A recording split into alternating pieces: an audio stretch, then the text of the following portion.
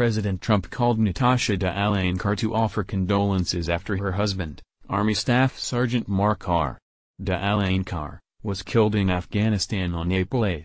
Thomas Johnson / The Washington Post. Natasha Da'Alankar had just returned home on April 12 after making t-shirts and pillowcases in her husband's memory when the Army Casualty Assistance Officer told her there was someone on the phone for her. It was President Trump.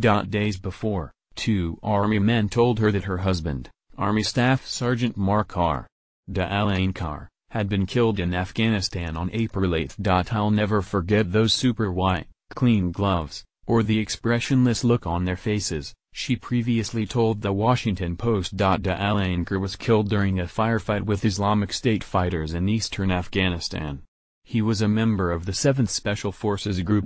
He left behind 5 children, Deshaun, 20, Octavia, 18, Rodrigo, 16, Tatiana, 13, and Marcos, 5, and his wife of 15 years. My husband was truly one of those people who would give you the shirt off of his back and he would look out for you before himself, Da'Alankar recalled in a phone interview with the Post. Da'Alankar had to figure out funeral plans, navigate endless paperwork and provide emotional support for her family. And now she was about to speak to the president. Surrounded by her children in the living room, Da'Alankar picked up the phone and turned on the speakerphone. After she had waited on hold for 15 or so minutes, Trump's voice echoed out of the phone's tiny speaker, while one of Da'Alankar's daughters filmed the conversation. Trump opened by saying how sorry he is about the whole situation, before adding that Da'Alankar's husband was an unbelievable hero. At that moment when my world was upside down and me and my kids didn't know which way we were going,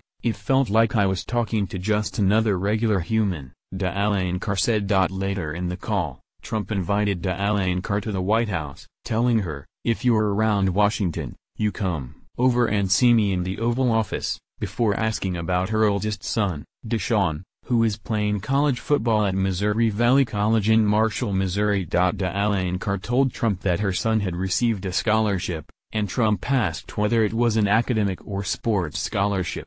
It was an academic scholarship. The conversation then shifted to Da'Alankar's 4 other children.